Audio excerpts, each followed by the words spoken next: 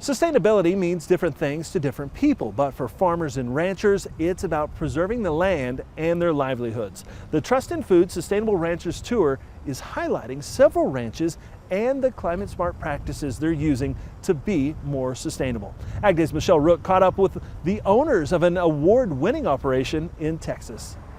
Here at G-Bar-C Ranch, north of Dallas, Texas, they're taking regenerative agriculture and sustainable beef production to a whole nother level.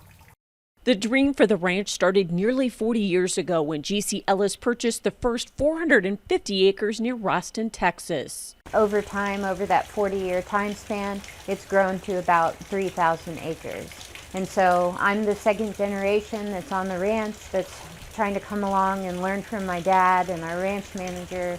Today, the Ellis family is focused on continuous improvement through regenerative grassland and range management that fosters biodiversity. My job and my conviction is to make sure that this entire ecosystem is working in as natural and healthy state as possible using cattle, because again, that affects my bottom line. The challenge is the ranch is on the convergence of two broad ecological regions with thin and deep soil types. But with technical assistance from NRCS, they've developed an adaptive grazing system that promotes soil health. Using rotational grazing, stocking rates, and just really honing in on those recovery periods, but also the right amount of disturbance from cattle. So whether that's more disturbance or less disturbance, that's ecological type dependent. What we need to do as managers is do a good job grazing those plants to make the plants more healthy,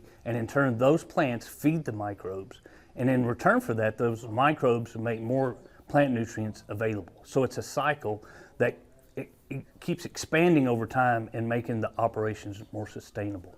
The well-being of their cattle is also the key to a better meat product, and so the G-Bar-C Ranch focuses on low-stress handling, animal health, and nutrition. The better we eat, the better we're probably going to feel. Same thing with an animal.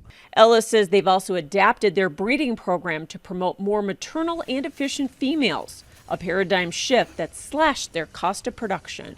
Our net profits over time have increased on average about 40%. So we're seeing a much healthier income by just focusing on what it takes for us to get from point A to point B. But in the end, Ellis and other ranchers are dedicated to private land stewardship and making their operations sustainable for the next generation. They have this conservation ethic and this well-being in themselves that they're wanting to give back not only to their family and operation, but all Texans.